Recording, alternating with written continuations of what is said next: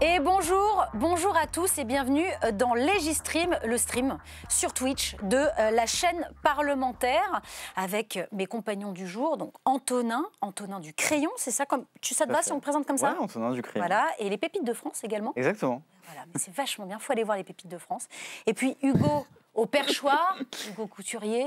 C'est vachement bien, il faut aller le voir aussi. Et bien sûr, il faut suivre, il faut s'abonner. Et tous les trois, nous avons le plaisir d'accueillir Constance de Pellichy. Bonjour. Bonjour. Alors, vous êtes députée Lyotte Oui. du Loiret, membre de la commission du développement durable ici à l'Assemblée nationale. On va revenir évidemment sur l'écologie, la COP29, tout ça. Mais d'abord, je voulais préciser un petit détail. Vous abritez dans votre circonscription la maison secondaire de Michel Barnier. Est-ce que vous le croisez souvent le week-end sur les marchés? Alors moi maintenant, Bien sûr. mais effectivement Michel Barnier était connu pour aller faire ses courses au supermarché, à la boulangerie, chez le buraliste. Il y a eu tout un tas Qu'est-ce qu'il prend? Qu'est-ce qu'il prend? Pain au chocolat. Alors globalement, il fait son panier de courses comme tout le monde. Alors il passe au tabac presse plutôt pour prendre la presse que pour prendre le tabac. Très bien. Mais après, il prend des pâtes, des légumes. C'est vraiment le caddie de Monsieur Tout le Monde. Information exclusive, bien sûr. Sur Twitch, et bien sûr. On va se nourrir le Premier ministre. Exactement. Vous avez présidé l'association des Amis de Guillaume Pelletier. Vous vous encartez ensuite chez Les Républicains jusqu'à l'arrivée d'Éric Ciotti à la tête donc, du parti. Pourquoi Lyotte et pas plutôt Horizon? Pourquoi Lyotte et pas plutôt EPR, Ensemble pour la République aujourd'hui, ou Ensemble avec Macron, ou les non-inscrits? Comme Aurélien Pradier. Pour moi, la question s'est plutôt posée d'être soit non-inscrite, soit chez Lyotte. Je me suis jusque-là pas vraiment retrouvée dans la politique qui était conduite par le président de la République. Je l'ai souvent dit sur mes réseaux sociaux, je l'ai souvent dit pendant la campagne. Il y a un exercice du pouvoir dans lequel je ne me retrouvais pas. Et donc, je n'ai pas souhaité aller vers un des partis qui faisait partie de la coalition présidentielle jusque-là. Et par ailleurs, d'un point de vue économique, je ne suis pas du tout portée sur tout ce qui est libéralisme. Je trouve qu'on a la chance en France d'avoir un socle de services publics qui est important sur les domaines de la santé, de l'éducation, de l'enseignement secondaire. À mon sens, ce sont des sujets à vraiment garder dans le régalien. Et j'utilise le terme régalien volontairement. Je trouve que c'est un terme qu'on utilise exclusivement aujourd'hui sur les questions de justice, sécurité, défense. Mais le régalien, c'est aussi l'éducation de nos enfants. C'est aussi le droit à la santé pour tous. Et sur ces sujets-là, j'avais la crainte qu'on aille plutôt vers une libéralisation de la santé, alors que je suis très attachée à garder une santé directement gérée par l'État. Est-ce que c'est une question d'affinité politique aussi? Est-ce qu'il y a quelqu'un chez Lyotte qui vous a convaincu de venir chez Lyotte? Non, pas spécialement. Alors, j'ai eu un parcours un peu bizarre pour un député qui débarque. Mais c'est votre premier mandat, hein, là. Alors, c'est mon premier mandat, mais c'est aussi lié en fait au contexte de ces élections. Moi, j'étais plutôt dans l'optique de raccrocher la politique, de me dire, voilà, j'ai fait 2 mandats de mairie, mais j'ai des petites filles, j'aspire à autre chose, j'ai pas envie d'être financièrement dépendante de la vie politique. Donc, 2026, ce sera ma retraite politique et je partirai faire autre chose de ma vie. Jamais eu d'ambition particulière à l'Assemblée nationale, j'avais pas une très belle vision de ce mandat non plus. Et donc j'étais plutôt dans l'objectif de travailler sur ma reconversion professionnelle. J'avais même trouvé un cabinet qui devait m'accompagner dans cette optique-là, qui venait de me sortir un devis que je devais signer début juin.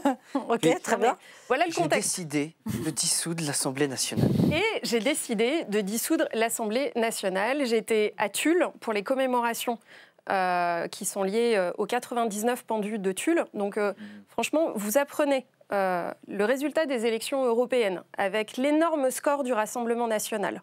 Alors que vous venez de défiler dans la ville de Tulle, vous avez des gerbes de fleurs accrochées à tous les balcons et les lampadaires, à chaque endroit précis où on a retrouvé un pendu dans la ville de Tulle, pendu par les divisions SS. C'est particulier comme contexte quand même. Là-dessus, vous apprenez la dissolution et le lendemain matin, vous êtes pour les commémorations à Oradour-sur-Glane, où le président de la République, juste après avoir dissous, et donc de mettre aux portes du pouvoir, le Rassemblement national, qui est quand même un parti fondé aussi par des ex-nazis. C'est ce combat contre le Rassemblement national qui vous a fait vous engager ? Mais c'est exactement ça, en fait. Moi, j'étais sur une circonscription où l'élu sortant était un député Rassemblement national, en l'occurrence Mathilde Paris. On va en reparler. Et on s'est beaucoup posé la question, le lundi, le mardi qu'on suivit la dissolution, qui était le plus à même dans le département de mettre en danger le Rassemblement national. Et on est arrivé à la conclusion que c'était moi, et on voit bien que c'est un accord global. Oui, voilà. Au niveau du département, il y avait les sénateurs, le président du département, il y avait les maires des principales communes de la circonscription. Mais toute sensibilité politique confondue. On est globalement dans le Loiret d'hiver droite, on ne va pas se mentir. Et on est arrivé à cette conclusion que j'étais la plus à même de remporter l'élection avec le maire de Gien, mais qui, lui, était frappé d'incompatibilité et de toute façon, étant nouveau maire, ne souhaitait pas se présenter. Okay. Et c'est ce qui m'a poussée à me présenter aux législatives, c'était vraiment de dire, en fait, moi, une France RN, c'est pas possible. Et j'estime que ça ne doit être possible pour personne. Alors, il y a tout un tas de raisons qui font qu'on en est arrivé là et on se doit chacun de faire le bilan des raisons qui font qu'on en est arrivé là. Mais néanmoins, on a chacun notre rôle à jouer dans la lutte contre l'extrémisme, dans la lutte contre les populismes. Sauf qu'on n'a pas tous les mêmes cartes en main pour lutter contre l'extrémisme et les populismes. Et en l'occurrence, moi, j'étais une maire bien implantée, qui jouissait d'une réelle notoriété sur mon territoire avec une bonne image. J'ai considéré que ma responsabilité n'était pas la même que celle du citoyen lambda et que je ne peux pas me plaindre d'avoir un gouvernement RN si moi-même, je n'ai pas pris mes responsabilités à ce moment-là. Alors justement, oui, vas-y Hugo. C'est vrai que votre élection, elle a été un peu surprenante. C'était un peu la surprise. Moi, j'ai souvenir de tweets qui disaient Mathilde Paris, elle a fait 45% au premier tour, c'est plié pour son opposante. Et justement, une question sur le sujet. Mathilde Paris, elle a déposé un recours contre vous au Conseil constitutionnel. Alors, très rapidement, qu'est-ce qu'elle vous reproche, Mathilde Paris ? Et dernièrement, elle a déposé hier, je ne sais pas si vous l'avez vu, mais un tweet vous concernant sur votre participation à l'Assemblée nationale où elle vous accuse d'être dans les 30 députés qui participent le moins à l'Assemblée. Donc, qu'est-ce que vous lui répondez à ça ? Alors, pour la petite histoire, le mari de Mathilde Paris est le chargé de groupe RN dans la commission dans laquelle je siège. Donc, il y a des infos qui sont directement téléguidées dans ce qu'est une opération de trolling, comme il y en a d'autres à d'autres moments. Mais votre présence à l'Assemblée, quelle qu'elle soit, elle est toujours... moi, je suis là toutes les semaines, en fait. Vous le voyez dans les comptes. Ce que je veux dire, c'est que là, vous parlez d'infos ou quoi. En fait, elle vous reproche de ne pas voter assez. Elle me reproche de ne pas avoir assez voté dans l'hémicycle. J'ai porté un rapport pour avis sur le budget. Vous êtes les premiers à savoir que le travail parlementaire, malheureusement, il ne se fait pas exclusivement dans l'hémicycle et que tout s'enchaîne et tout se superpose. Par ailleurs, on est dans un moment très particulier qui était celui de l'exercice du budget, mais où on a eu essentiellement des séances de nuit, des séances le week-end, et où vous ne pouvez pas être présent en circonscription et être présent dans l'hémicycle en même temps. En revanche, ça pose une question qui est fondamentale, sur laquelle j'ai commencé à parler à quelques-uns, et y compris à quelques journalistes, c'est comment on organise le travail parlementaire. C'est n'importe quoi. Vous regardez l'ordre du jour de l'Assemblée ces derniers jours, c'est suite de l'ordre du jour de la veille. Oui. Avec 2500 amendements qui sont déposés. Oui, tout se fait un peu... Vous savez jamais quand est-ce qu'ils vont passer, lesquels vont être votés quand, ce que vous avez à défendre. Un coup, on vous dit qu'il va falloir revenir le week-end. En fait, non, peut-être pas ce week-end-là, mais peut-être le suivant.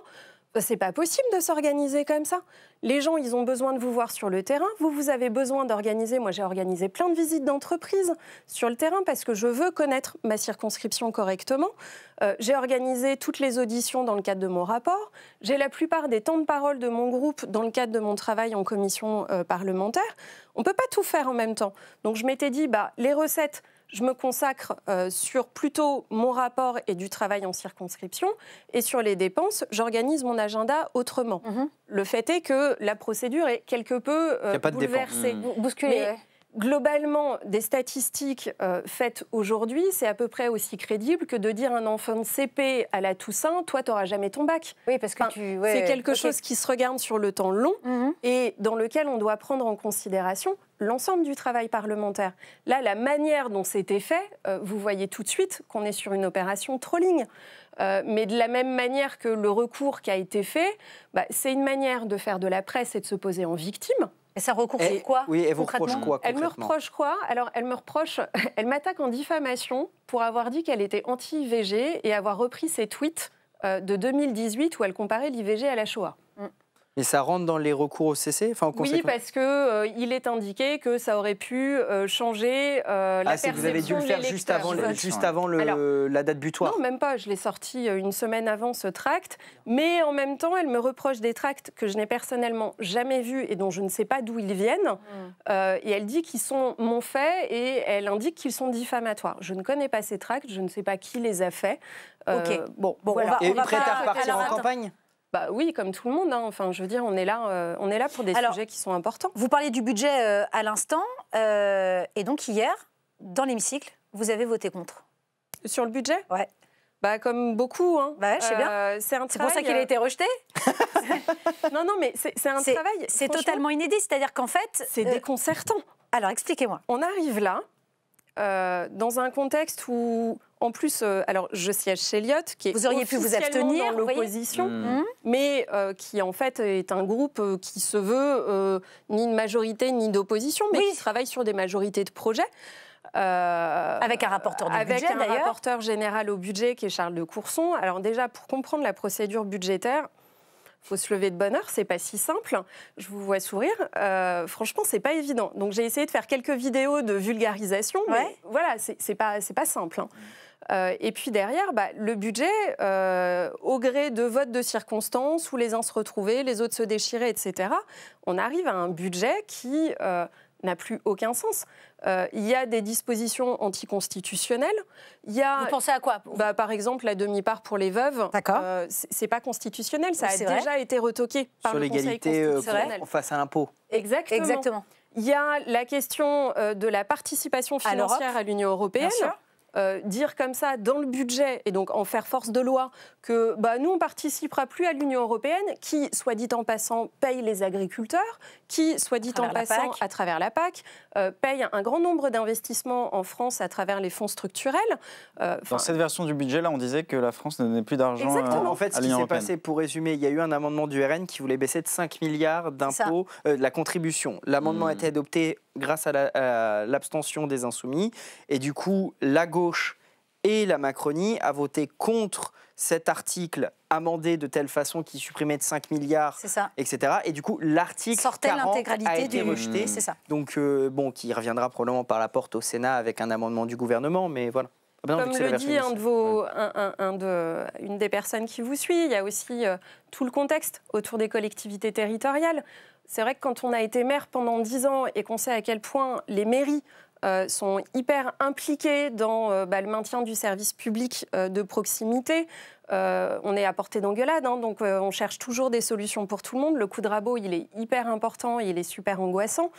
Bref, tout ça fait qu'on est arrivé à une situation qui était pas du tout tenable.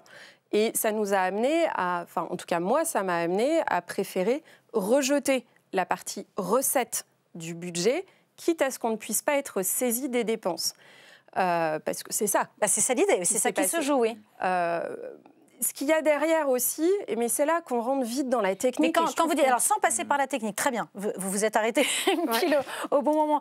Ce qui veut dire que vous le dites vous-même, je prends le risque, entre guillemets, en tout cas, j'assume le fait de voter contre et avec ce que ça coûte.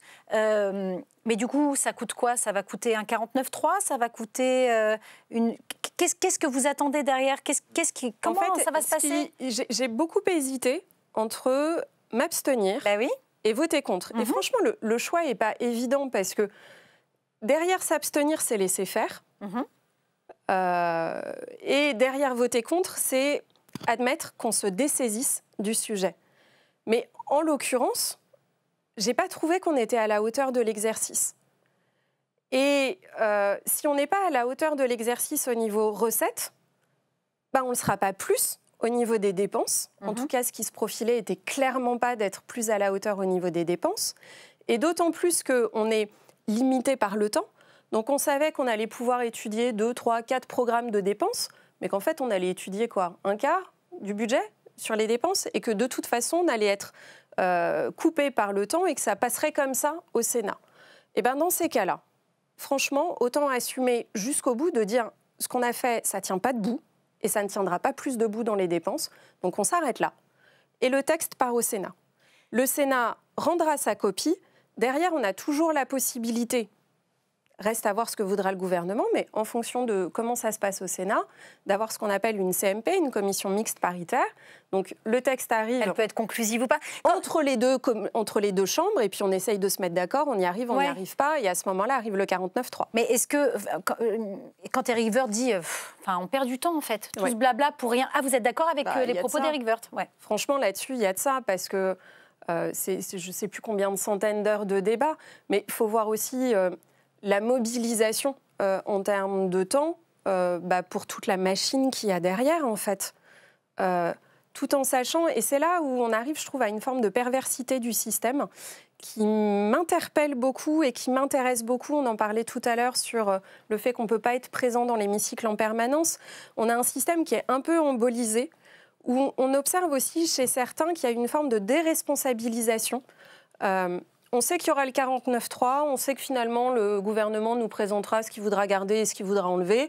Finalement, allez, j'y vais. Et puis je distribue les milliards à qui je veux. Puis, de toute façon, ce ne sera pas gardé par le gouvernement, mais c'est déresponsabilisant, en fait. J'y vais. Voilà, je fais plaisir à mon électorat, je fais plaisir aux causes qui m'intéressent. Et puis, tout est jeu de dupes, de toute façon, ça ne restera pas, donc ce n'est pas grave si c'est voté. C'est perturbant comme système. Hugo, tu voulais il relancer. y a une question pour vous sur votre circonscription. Dans le chat, c'est Christelle qui dit « Que pensez-vous de la chasse à courre en forêt d'Orléans ? Que dites-vous aux habitants qui subissent les nuisances et les envahissements de terrains privés par les chasseurs ? Encore dernièrement, un cerf a été tué dans une base de loisirs. » C'est vrai que c'est un sujet. À l'Assemblée, il y avait eu l'année dernière une proposition de loi pour interdire la chasse à courre et la chasse le dimanche. Vous, votre position sur la chasse à courre et la chasse le dimanche ? C'est deux choses qui, pour moi, sont très différentes. La chasse à courre et la chasse le dimanche. Sur la chasse à courre, il y a quand même quelque chose qui me semble devoir s'appliquer à tout le monde, c'est le respect de la propriété privée, déjà.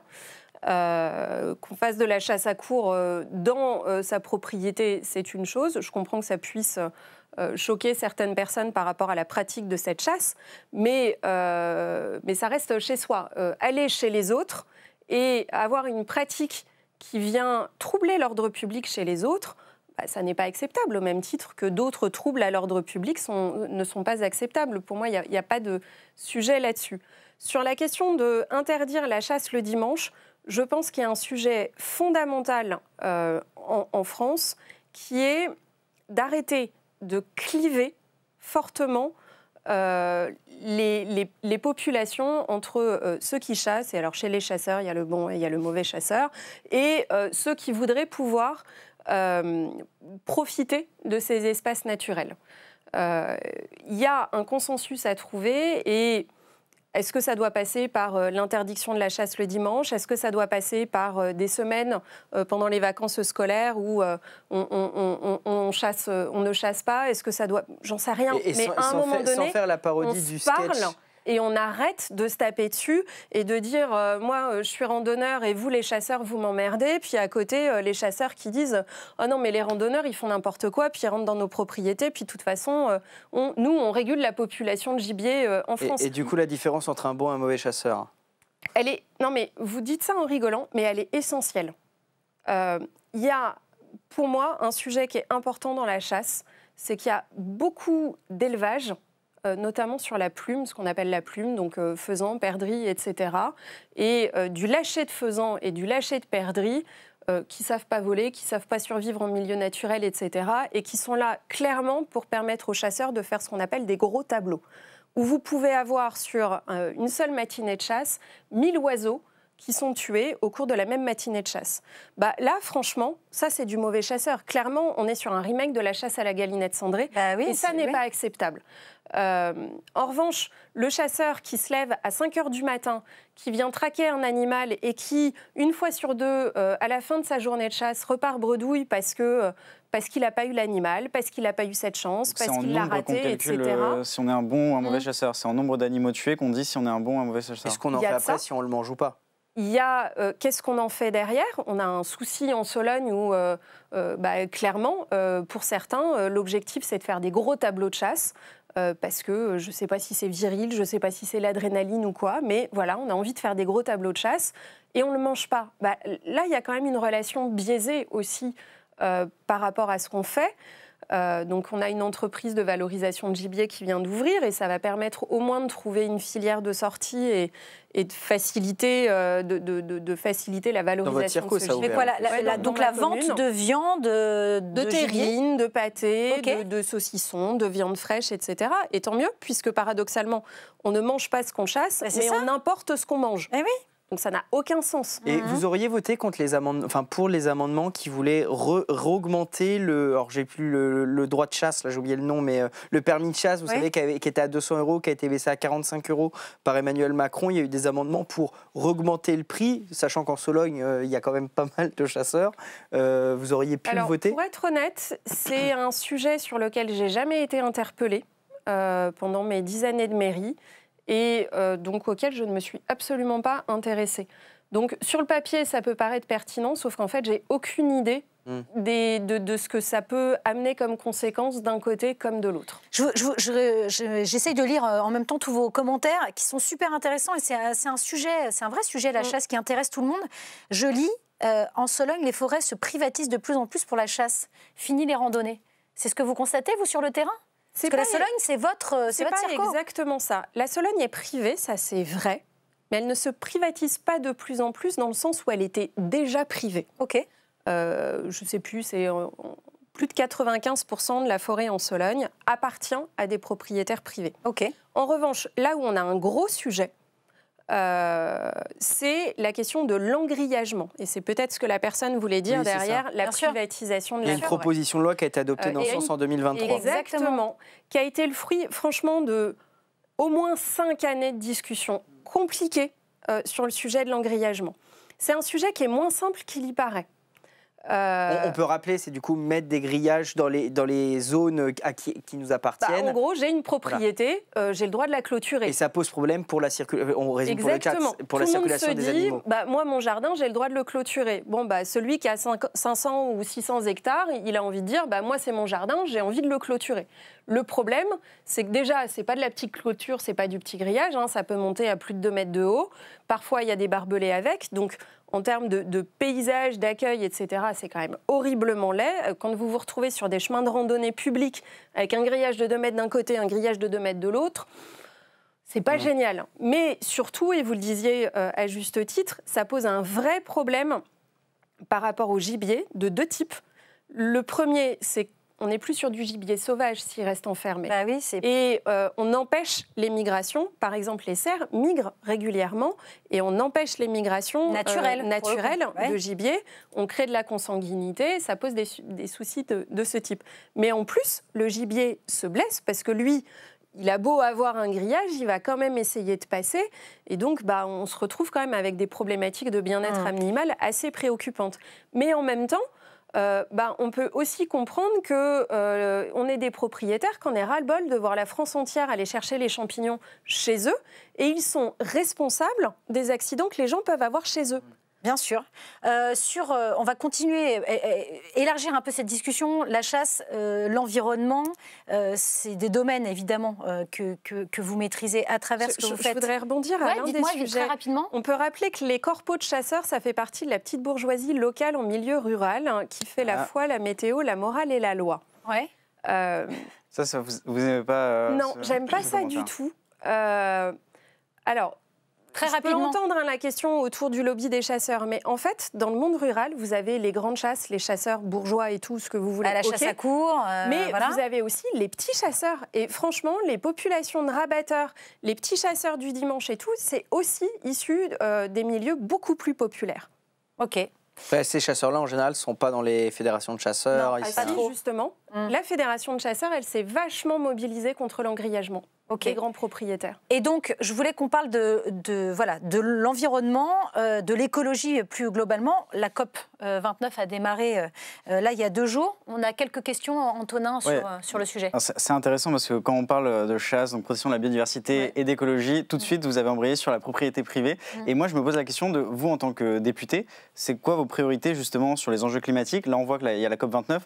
On sait que vous avez été plutôt proche de Michel Barnier, on en a parlé au tout début. Ni Michel Barnier, ni Emmanuel Macron ne se rendent à la COP 29. Ni la ministre. Ni la ministre, effectivement. Agnès Pannier-Runacher. C'est pas du tout une priorité pour vous, en fait, les enjeux climatiques. C'est terrible de dire ça comme ça. C'est-à-dire que c'est très bien résumé pour le coup. C'est terrible de dire ça comme ça. Je me suis interrogée...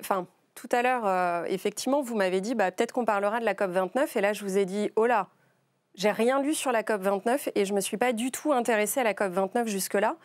Et en y réfléchissant, je me suis intéressée à des COP plus anciennes.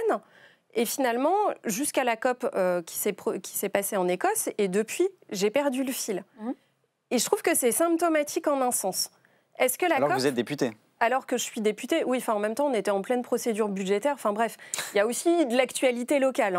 Mais alors que la COP devrait être un temps fort, effectivement, de l'enjeu climatique et de la capacité au niveau mondial à définir une stratégie autour de l'enjeu climatique et de l'écologie.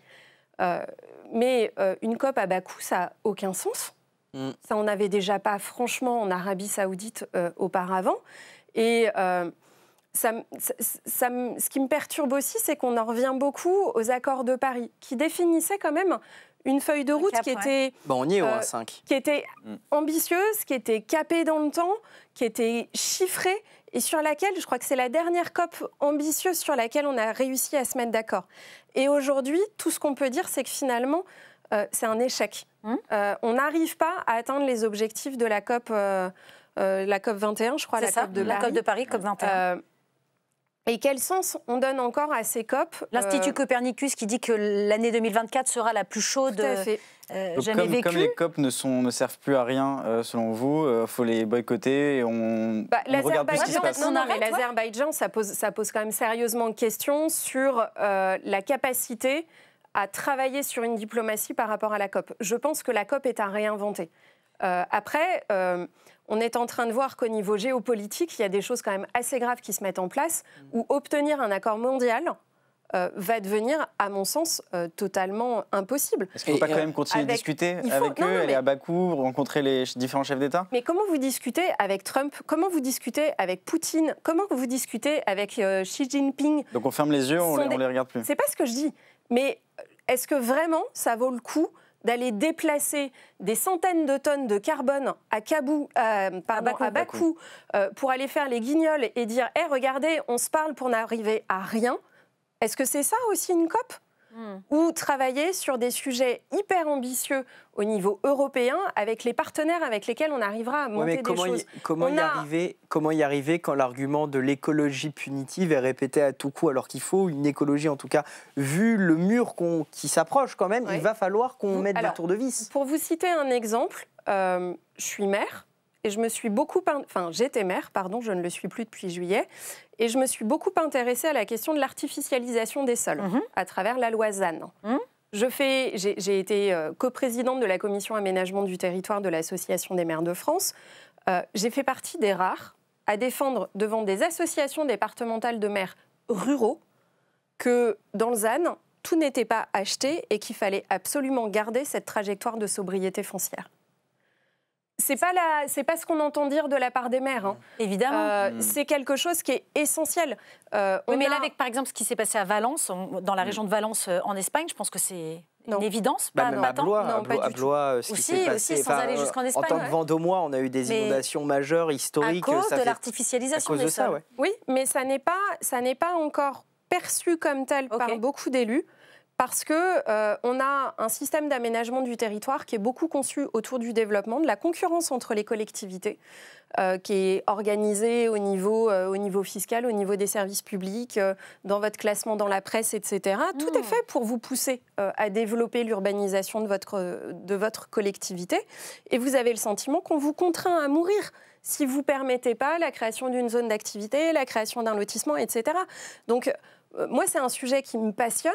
Vous me demandiez mes priorités en termes d'écologie. Ça, c'est un sujet sur lequel j'ai vraiment envie de m'investir pour dire peut-être que la loi, elle est mal faite. Et franchement, en tant que maire, elle était hyper complexe à appliquer. Et je ne vois pas comment on arrivait à l'appliquer telle qu'elle était construite.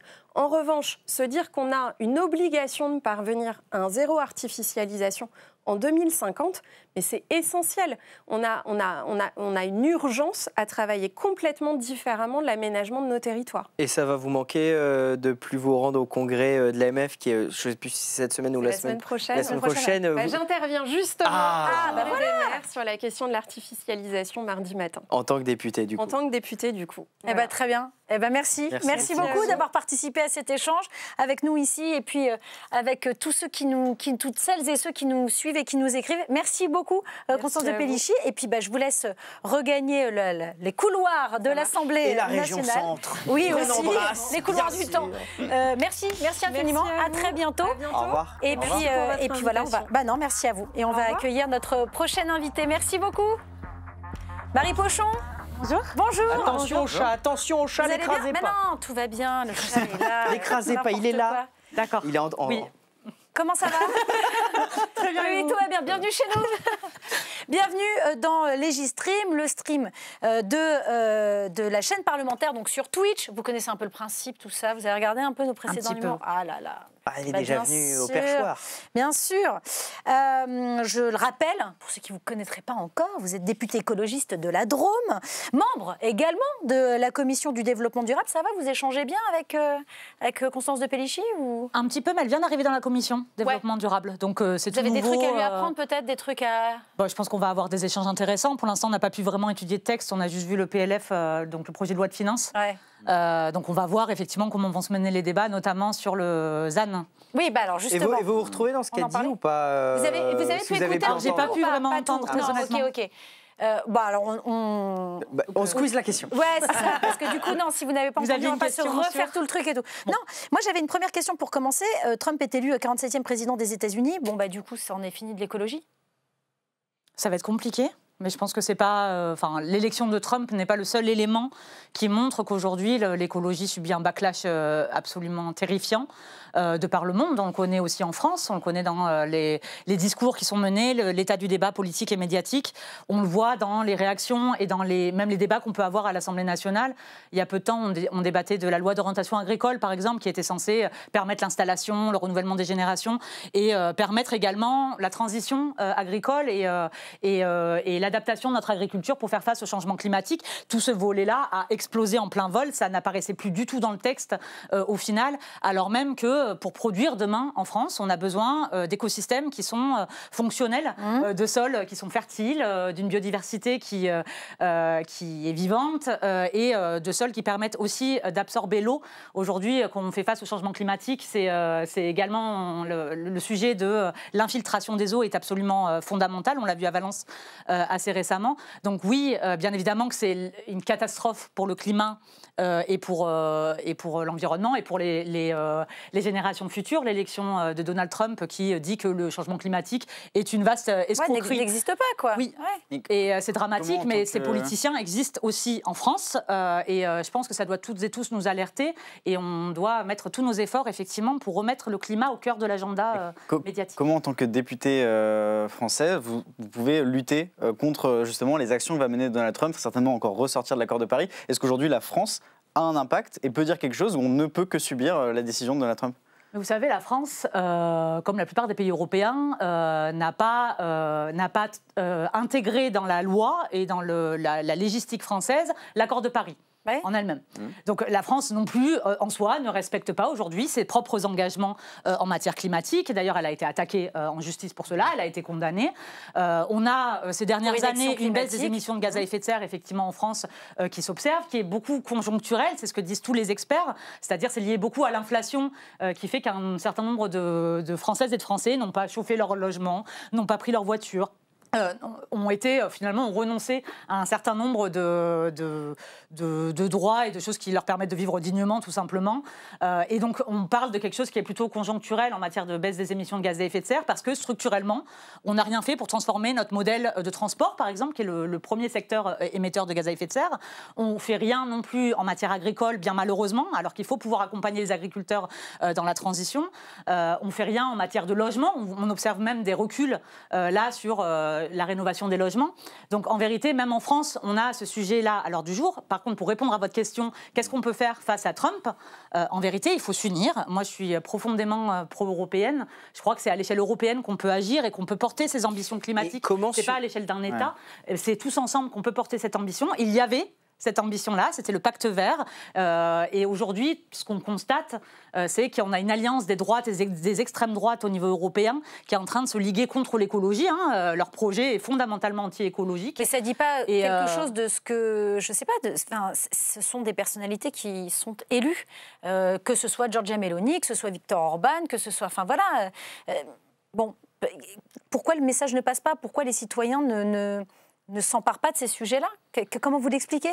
Moi, je crois qu'au contraire, en vérité, les citoyens, de ce que j'observe en tout cas sur ma circonscription et puis partout où je vais en France, ce que j'observe, c'est qu'il y a beaucoup de citoyens et citoyennes qui placent la question écologique en premier plan. En vérité, c'est une des préoccupations majeures de la plupart de nos concitoyens et concitoyennes. On les voit agir au quotidien, on voit des collectivités, des élus locaux qui mettent en place plein de projets sur les territoires pour adapter, pour atténuer, qui veulent pouvoir mettre en place des solutions de transport alternatifs à la voiture, qui veulent rénover leur bâti, qui veulent faire tous ces efforts-là, mais il faut un engagement. Aussi les citoyens, parce que par exemple, les citoyens dans les territoires qui ont besoin d'utiliser leur voiture et qu'on leur dit, bah non, il faut limiter les émissions de gaz à effet de serre, n'utilisez pas trop votre voiture, ils en ont besoin pour vivre et c'est leur quotidien. Comment on leur dit à eux, bah changez vos comportements et ne prenez plus la voiture? Je pense qu'il faut de la justice environnementale. Il faut de la justice en matière d'application des politiques publiques en matière climatique également. Un concitoyen qui est totalement dépendant de la voiture parce qu'on a tout construit, on a construit l'ensemble des infrastructures autour de la bagnole individuelle ces 50 dernières années, ne va pas comprendre pourquoi on va lui taxer son carburant qui est déjà extrêmement cher et qui va devenir de plus en plus cher dans les années à venir, tant qu'on ne taxe pas, par exemple, les jets privés ou des usages qui sont absolument récréatifs, qui ne sont absolument pas nécessaires et qui permettent aux extra-riches, finalement, de s'extirper, finalement, de leurs obligations en matière environnementale. Il y a une question... Ça, c'est absolument fondamental. Question du chat. Oui, il y a une question de quelqu'un de votre circonscription, dans le chat de Sedouch. Ouais. Question à Marie, je suis citoyenne de votre circonscription. Comment envisagez-vous, dans vos responsabilités politiques sur la vallée, que le même phénomène qu'à Valence pourrait se produire dans la Drôme et s'est déroulé il y a 4 semaines chez nos voisins ardéchois? Et quelle est la question? Pardonnez-moi. Envisagez-vous vos responsabilités politiques sur la vallée? En gros, qu'est-ce que vous pouvez faire pour accompagner aussi vos concitoyens? Je présuppose que c'est ça la question. Alors, on a de la chance dans la Drôme d'avoir été un département qui est très innovant sur la question de la gestion de l'eau et sur l'anticipation des risques.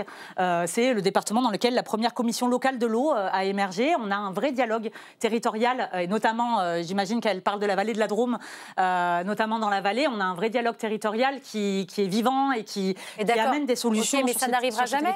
Ça peut arriver. Aujourd'hui, nous, on est plutôt inquiets du côté drômois sur la question des sécheresses. Parce mais bien évidemment qu'on a vu les dégâts du côté ardéchois. Ce qu'il faut, c'est là où il faut agir, et c'est pour ça que je rebondis peut-être sur la question du ZAN, mais c'est là où il faut à la fois coupler des efforts d'anticipation et de partage de la ressource effectivement à venir. Et ça, on y travaille à l'Assemblée nationale, on y travaille avec les élus locaux. Et je veux vraiment remercier pour le coup tout le tissu local qui travaille énormément sur la question dans la Drôme, et c'est ultra inspirant pour une députée comme moi qui doit porter des législations ici à l'Assemblée nationale, parce que tout le monde n'est franchement pas au même niveau, et donc nous on a cette chance-là dans la Drôme d'avoir ces innovations. Mais au-delà de ça, il faut coupler ça avec des efforts d'adaptation, et donc effectivement pouvoir lutter contre l'artificialisation des sols, l'urbanisation croissante qui touche également notre département, préserver les terres agricoles, préserver les terres naturelles. Ça, je le fais en tant que parlementaire en luttant contre, par exemple, des projets routiers qui sont sont absolument inutiles et aberrants, qui coûtent un pognon de dingue pour le coup, et qui Comme sont en train de tuer nos terres agricoles, nos terres naturelles, et donc l'infiltration des eaux dans les sols. Autre question du chat, pourquoi Europe Écologie Les Verts critique le nucléaire alors qu'il est l'un de nos meilleurs alliés contre le changement climatique? Alors ça peut être très très long, hein, cette réponse. Oui, mais vous pouvez faire très court aussi. Je vais essayer d'être courte, mais c'est un immense sujet. Le mouvement écologique est né effectivement de la lutte contre le nucléaire dans les années 70, globalement. Parce que... Je veux dire, c'est pour pas se renier que du coup vous êtes aujourd'hui contre le nucléaire. Pas du tout. Génial. Vous savez, moi je suis une députée qui effectivement est assez critique sur l'énergie nucléaire parce que là on est en train là de relancer aujourd'hui le nucléaire. On va installer des EPR dans tous les sens en France avec des temps de construction dont on ne connaît pas vraiment le temps, mais on a l'expérience Flamanville et on se dit que ça y est. Oui, enfin bon, après 12 ans de et avec des coûts qui ont été triplés au passage. Enfin tout ça c'est de l'argent public aussi et on est en train de développer et de relancer le nucléaire dans un contexte où on arrive dans un état de vulnérabilité climatique qui va s'accroître. Moi, j'étais assez étonnée, en vérité, il y a 15 jours, là, quand le gouvernement a annoncé son plan d'adaptation au changement climatique, le nouveau PNAC, qu'on attendait déjà depuis un petit moment, et qu'ils ont enfin sorti. Dedans, il y avait une mesure où il était demandé, dans ce nouveau PNAC, il va être demandé à EDF de publier un plan de vulnérabilité au changement climatique, donc qu'ils fassent état de leur vulnérabilité. Et moi, en lisant ça, je me suis juste dit, ah ouais, c'est pas prévu, quoi. Ça n'existait pas avant. Ça n'existe pas encore. Là, on parle de nouveaux EPR dans le Tricastin, dans ma circonscription. On parle de nouveaux EPR à cet endroit-là, alors même que l'on sait que le débit du Rhône va diminuer d'ici à 2050 à peu près de 40% de son étiage actuel. À cause du dérèglement climatique. À cause du dérèglement climatique. On ne sait pas encore ce que fera la Suisse par ailleurs, mais à partir du moment où on va avoir des conflits de l'eau, il faut qu'on commence à penser ces questions-là. On se place nous-mêmes dans des réacteurs qui ne seront potentiellement en fonction que dans 20 ans.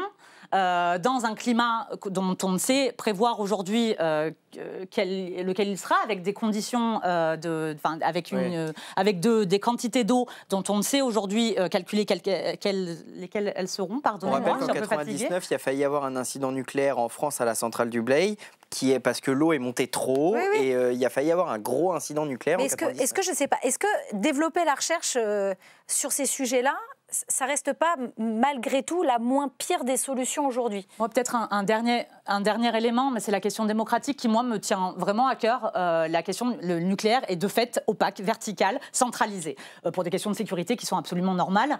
Mais je crois qu'on a besoin, dans le débat démocratique qu'il nous faut avoir sur la transition énergétique dans notre pays, il nous faut avoir un débat démocratique.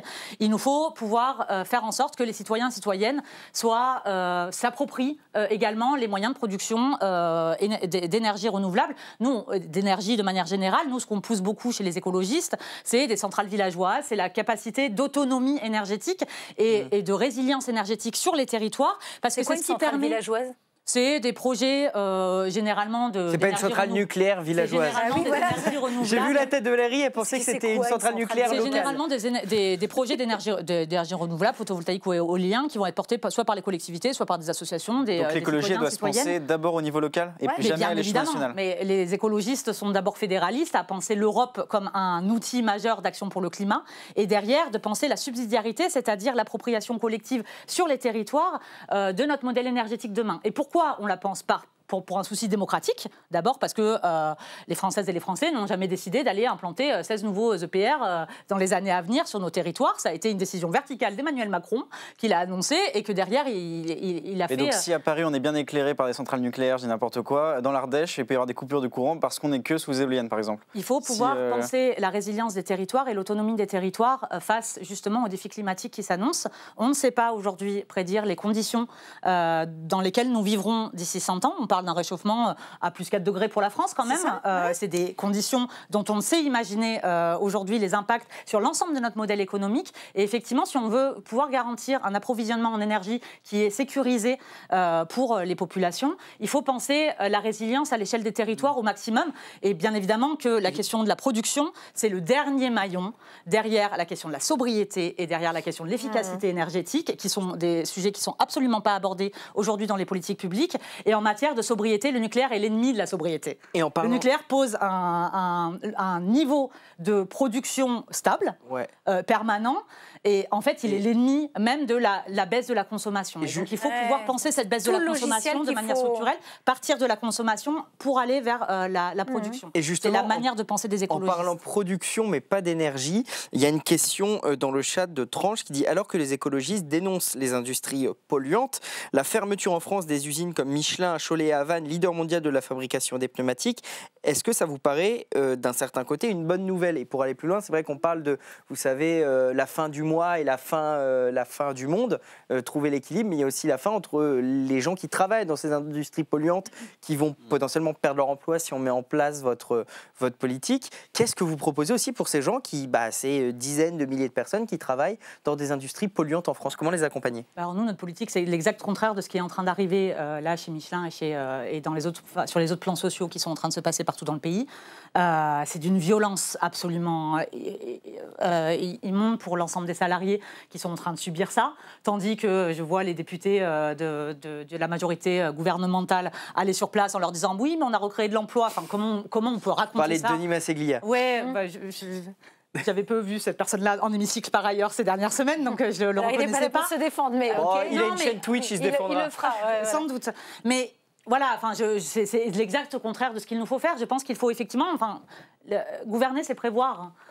C'est anticiper les changements structurels qui vont advenir à la société. Et du coup, anticiper tout cela, nous le faisons sur la question du nucléaire. On va se retrouver en 2045-2050 à se dire wow, c'est des projets qui sont un petit peu risqués au vu du monde dans lequel on est et sur lesquels potentiellement on va devoir reculer. Et donc nous, on essaye de penser ces transitions à long terme. Et je voudrais là saluer le travail de mes collègues et notamment celui de Charles Fournier, qui est un collègue de mon groupe écologiste. De Tours, tout à fait, et qui a établi qu'on débattait de la loi du PJL sur l'industrialisation verte qui n'était que greenwashing en vérité, parce que ça permettait de développer tout type de projet, qu'il soit vert ou pas du tout. Il n'y avait aucune conditionnalité dans ce qui était développé. Il a développé une véritable contre-proposition de réindustrialisation verte de notre pays qui permette la relocalisation des emplois, la production, la relocalisation également de notre économie pour pouvoir produire au maximum ce dont nous avons besoin ici sur notre territoire, au plus proche des gens. Et là encore, c'est la même logique, autonomie, résilience, en reterritorialisant l'action publique. Et donc, il y a un vrai travail qui est fait là-dessus pour pouvoir anticiper et pouvoir former, accompagner la formation et accompagner les emplois de demain. Et on pense qu'avec ce programme écologique, on est en capacité de créer de l'emploi. Donc, c'est à la fois bon pour le climat, bon pour l'emploi, et on a cette vision-là sur l'avenir, oui. Aujourd'hui même, à Bruxelles, il y a des tracteurs qui ont commencé à débouler en plein cœur de la ville. Le mouvement se prépare. Ces accords du Mercosur, enfin en tout cas avec les pays du Mercosur, où on en est, qu'est-ce que vous en pensez? Qu'est-ce que la France peut faire? Et qu'est-ce que vous craignez ou attendez de ce mouvement des agriculteurs? Pour être précis, juste avant, la France est officiellement opposée au Mercosur. Il me semble que Stéphane Séjourné l'a redit hier lors de son... Non, mais pour être précis... Bien sûr. Il y a eu 600 parlementaires aussi. 622 parlementaires sur les 800 qui sont présents. Vous l'avez voté d'ailleurs. Signé, pardon. Voilà. C'est l'initiative de mon collègue Yannick Jadot, mais j'ai signé, je pense, toutes les tribunes qui passent sur ces questions-là. La semaine prochaine, on refait une conférence de presse également avec des collègues de tous les bords de l'Assemblée nationale, bords politiques de l'Assemblée nationale. Effectivement, on est extrêmement mobilisés. Alors, c'est pas tout nouveau. Là, maintenant, on en entend parler de la part des agriculteurs, etc. Et les syndicats agricoles ont toujours été opposés, pour tous les syndicats agricoles, je crois d'ailleurs, à cet accord Union européenne-Mercosur. Et de manière générale, on s'oppose à ces accords de libre-échange qui sont à la fois climaticides, autant se le dire. Les impacts sur la déforestation en Amazonie sont absolument immenses de ce type d'accord. Mais également, ils sont extrêmement dangereux pour nos agriculteurs ici et les paysanneries également en Amérique du Sud. Donc on est sur des accords qui ne correspondent pas un modèle du juste échange qu'on devrait développer plutôt qu'un libre-échange effréné où la course au bas prix, la course à la compétitivité est en train de détruire notre modèle agricole ici en France et en train également d'abîmer les agriculteurs là-bas sur place. Et pourquoi la France s'y oppose et pas d'autres pays européens, par exemple? Il n'y a que la France en partie qui s'y oppose. Je pense qu'il y a des pressions internationales. Après, je ne suis pas du tout une spécialiste de ces questions-là. Je pense qu'il y a des pressions internationales qui se jouent. Là, ce que j'entendais, ce que je lisais dans la presse ce matin, c'est que si, d'une des négociatrices qui disait que si l'Union européenne ne signait pas le Mercosur demain, ce serait la Chine qui prendrait la place de l'Europe. Et donc, on est sur des dynamiques géopolitiques qui effectivement font pression là-dessus. Il y a plusieurs quand même journalistes européens que je suis, notamment MEP Assistant, je ne sais pas si vous le connaissez, mais qui est un spécialiste du Parlement européen. Il explique qu'en gros, les partenaires européens ne comprennent pas trop pourquoi la France, en interne, ça gueule autant. C'est-à-dire qu'en gros, ils expliquent que beaucoup de pays européens, eux, voilà, il y a une majorité relative qui est en faveur, on y va. En gros, pour résumer, il y a un accord au niveau quasiment de tous les pays européens. Il y en a un qui ne veut pas, c'est pas contraignant, on y va quand même. Sauf que ça ne correspond pas aux règles de l'Union européenne, tout simplement. Enfin, normalement, un accord comme celui-là doit être adopté à l'unanimité. Donc, s'il y a un pays qui bloque, il peut bloquer effectivement l'adoption de cet accord. Maintenant, ce dont on est en train de parler, c'est de la possibilité de scinder l'accord en deux, ce qui permettrait, pour ce volet économique, d'avoir une simple majorité pour pouvoir le faire avancer.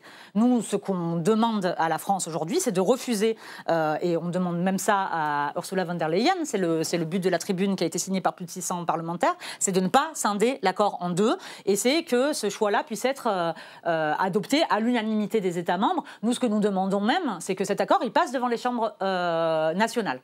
Ce qui n'est pas une obligation dans le cas du Mercosur, pas du tout. Et à l'inverse du CETA. C'est une obligation pour aucun des accords, en vérité, des accords de libre-échange qui sont signés aujourd'hui. On a eu l'accord sur la Nouvelle-Zélande de la même manière, qui est passé de cette manière-là. Il faut se rendre compte qu'aujourd'hui, on n'a pas les termes de l'accord Union européenne-Mercosur. On ne sait pas ce qu'il y a dedans. On a le dernier écrit que nous avons des termes de cet accord-là, il date de 2019. Donc ça fait 4 ans qu'on ne sait pas, on ne sait pas ce qu'il y a dans ce document. Et ça pose un problème démocratique absolument majeur, qu'on soit pour, qu'on soit contre, etc. Moi, je pense que ça va à l'encontre totale du modèle agricole que je peux défendre. Il y a un modèle paysan, familial, qui permet de protéger nos agriculteurs et nos productions qui sont de qualité. Et pourquoi elles sont de qualité? Parce qu'il y a des normes environnementales et sanitaires qui s'appliquent sur ces productions. Et ces normes, elles sont absolument importantes pour la santé des consommateurs, bien évidemment, celle des agriculteurs aussi, mais également pour la préservation de l'environnement. Tout ça, il faut pouvoir le protéger. Et on ne peut pas, sur un marché ultra compétitif, sans aucune règle de droit qui serait imposerait, en vérité, ça va à l'encontre de ce modèle-là.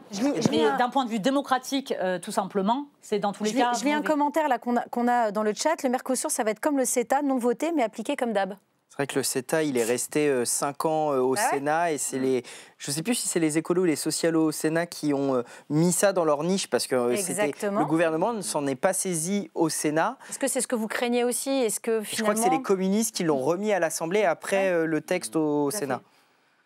Si, mais c'est une crainte. Mais moi, je crois que tout ce qui est signé derrière des portes closes, dans des couloirs à Bruxelles, construit de la défiance vis-à-vis du projet européen qui, je crois, est le seul à même, en vrai, de faire face à la fois aux défis climatiques, mais aussi à cette question d'être une force économique qui puisse l'idée aussi vers un autre modèle économique qui soit plus juste, et notamment en matière agricole, qui soit plus rémunérateur et qui soit porteur de plus de valeur pour notre agriculture, plutôt que d'être sur un modèle du prix le plus bas toujours, qui est en train d'enfoncer la tête sous l'eau pour nombre de nos agriculteurs.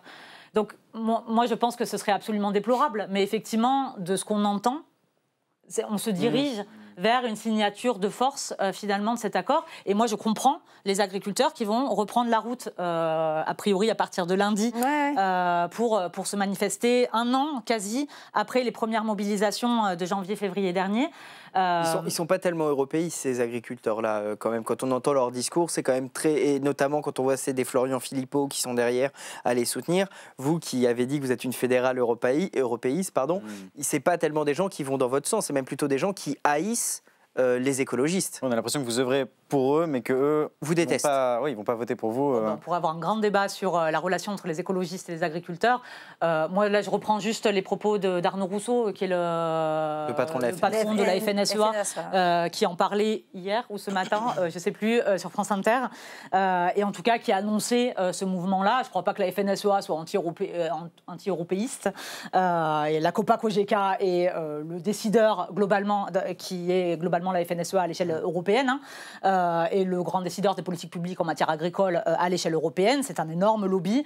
Ils ne sont pas exclus de ces discussions à l'échelle européenne. Et je crois que en tout cas, la posture n'est pas celle-là. Je peux avoir des très grands désaccords avec la FNSEA pour autant, sur le modèle agricole qu'il nous faut pousser. Sur cette question-là de la protection de notre agriculture et si ça peut avoir des co-bénéfices en matière de protection de l'environnement, de lutte contre la déforestation et pour le climat, je pense que là-dessus, en tout cas, on est d'accord et les écologistes ont toujours mené cette lutte-là contre le libre-échange effréné et pour la protection des écosystèmes, d'une agriculture qui est résiliente sur les territoires. Quand on voit tous ces sujets dont on parle, est-ce que vous êtes angoissé à titre personnel? Oui.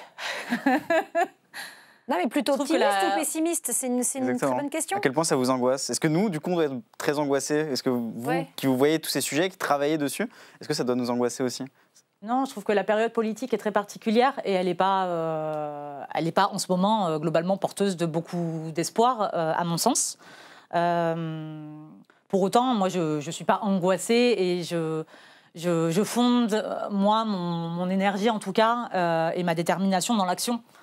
J'ai toujours œuvré dans des associations et maintenant en politique en tant que députée de la Drôme, et j'en suis extrêmement fière. Et c'est là où je tire mon énergie en vérité, c'est en rencontrant des gens, en étant dans l'action, en œuvrant toujours. Et moi, c'est pour toute personne qui se sentirait un petit peu déprimée en ce moment, assez légitimement, au vu de l'amoncellement des crises, des mauvaises nouvelles, d'un sentiment de beaucoup d'impuissance dans les temps actuels. Pardon, mais moi, je leur encouragerais à s'engager pour le coup. Donc, avec les images en politique, par exemple, ou dans des syndicats, ou dans des associations, faire du commun, ne pas rester tout seul face à son angoisse et agir avec d'autres, etc. Mais ça donne beaucoup de notre action, elle a du sens. Il peut y avoir, notre action, elle aura du sens et on pourra changer quelque chose face à des Donald Trump, face à des commissions européennes. Mais Donald Trump, il y est allé, il s'est engagé, il a pris le pouvoir de cette manière-là. Et moi, je pense qu'il faut qu'on prenne, que toutes celles et ceux qui ne sont pas d'accord avec le message d'un Donald Trump...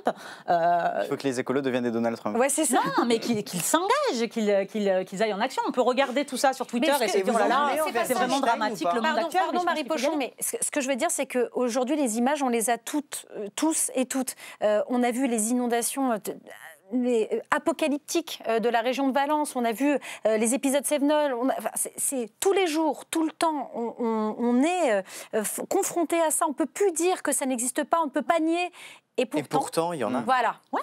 Et pourtant, il y a ceux qui nient quand même et ceux qui se désintéressent ou qui arrivent même à la tête d'un pays comme les États-Unis. On organise aujourd'hui une COP à Bakou, dans un pays qui est exportateur de pétrole, de gaz, et on organise une COP là-bas. Comment on explique ce décalage ? Je ne sais pas comment on explique ce décalage, comment on explique l'état du monde actuel. Moi, je ne peux pas tout expliquer, mais moi, ce que je peux dire, c'est que la bonne nouvelle là-dedans, c'est qu'en fait, les solutions, on les a. En vrai, on a toutes les solutions techniques, tout ça a été travaillé, on a des scientifiques qui font un boulot incroyable, etc. Et ce qui nous manque, c'est une volonté politique. Tout le monde le dit, on le sait, ça fait 20 ans, on sait exactement ce qu'il faut faire à tous les niveaux, à l'échelle des collectivités, de l'État, de l'Europe, du monde. On sait exactement ce qu'il faut faire. Donc on a toutes les solutions, maintenant il nous faut de la volonté politique. Et donc quand je dis il faut s'engager, etc., oui, il faut au maximum se faire entendre. Donc aller voter, s'engager dans des associations, se faire entendre de cette manière-là. Vous déplorez le fait que Emmanuel Macron ne se rende pas, par exemple, à la COP là, mais ça, moi, en vérité, ça, je le regrette. Alors, je sais que je suis en désaccord avec certains de mon propre parti. Il ne s'y rend pas surtout parce que c'est l'Azerbaïdjan et que nous, on est soutien de l'Arménie. C'est surtout pour ça qu'on n'y va pas. Il ne faut pas être hypocrite non plus. Je ne sais pas. Il ira après en Arabie Saoudite. On a accueilli le Qatar en grande pompe. Oui, mais c'est surtout qu'on est soutien de l'Arménie qui a un conflit entre les deux. Raisons diplomatiques vraiment annexes, quoi. Les jeux diplomatiques sont souvent... franchement, moi, j'ai du mal à les comprendre. Quelques jours après l'attaque du Hamas...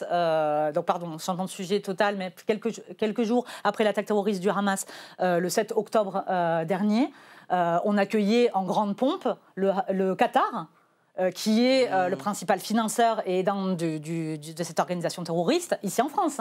Donc les jeux diplomatiques, moi j'ai toujours un petit peu eu du mal à les comprendre. Emmanuel Macron, là, ne va pas...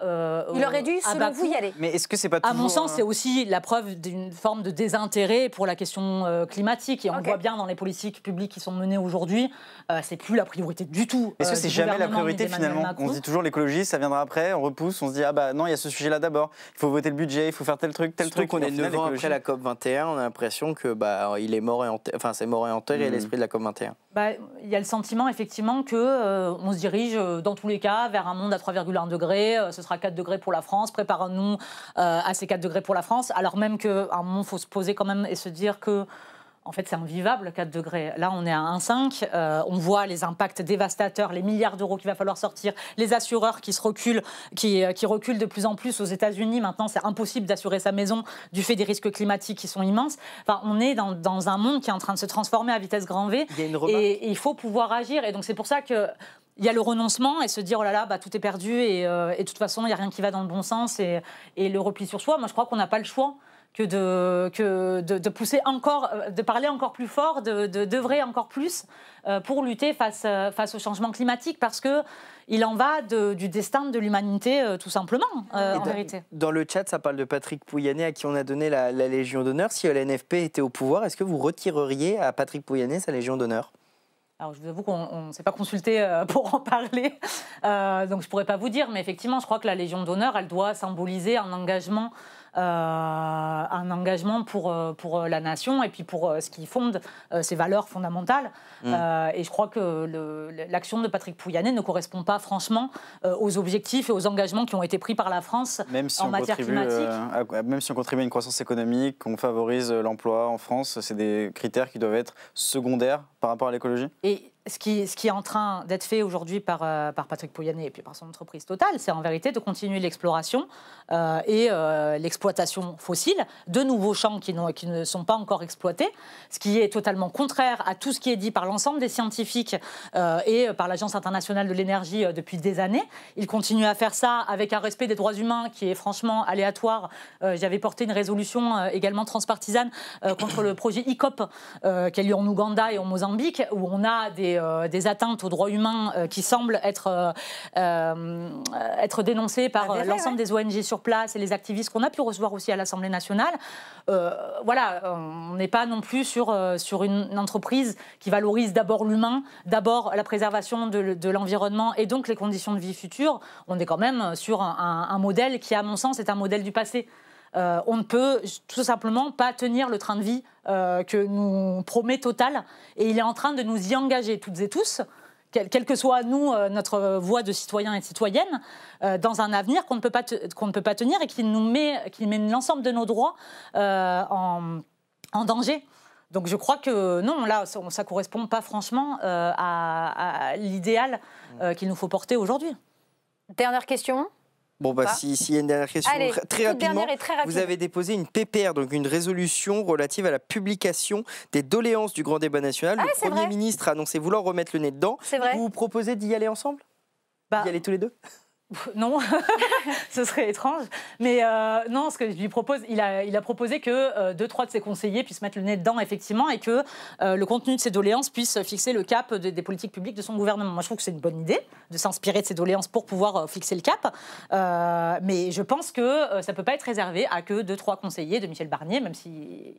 Ah oui. Et ça doit être ouvert à toutes et tous. En vérité, nous, ce qu'on demande avec cette proposition de résolution transpartisane que nous avons déposée, c'est que la promesse présidentielle soit tenue. Emmanuel Macron, quand il a ouvert le grand débat national, il avait promis que l'ensemble de ces doléances, elles seraient restituées, elles seraient rendues publiques à l'ensemble des Françaises et des Français.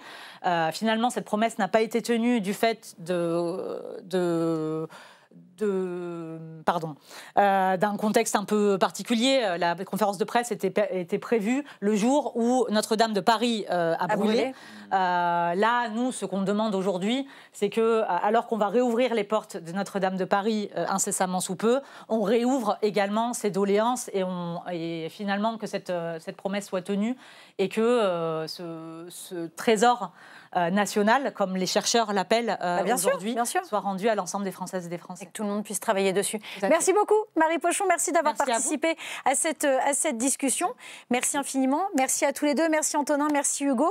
Et puis merci à vous toutes et vous tous qui nous avez écrit, qui nous avez regardé tout simplement. On se retrouve très vite sur Legistream, Twitch, LCP. On s'abonne évidemment. On sub, c'est comme ça qu'on dit. Sub. Bien bonjour sûr. à Shredi, bien sûr. Et Au revoir à Shredi. Shredi. Alors le chat. On m'a proposé dans le chat de ramener mon lapin aussi. J'ai chance d'avoir un petit. Il n'a pas lapin, bougé. non. Il a pas, Non, Il bouge la queue, il bouge la queue, calme. regarde, il va Très bouger la queue à un moment. Ah ouais? Très bien élevé. Bah, je l'ai déjà vu. Si, très bien. Et puis, merci beaucoup à tous et à la semaine prochaine, même heure, même endroit. Salut.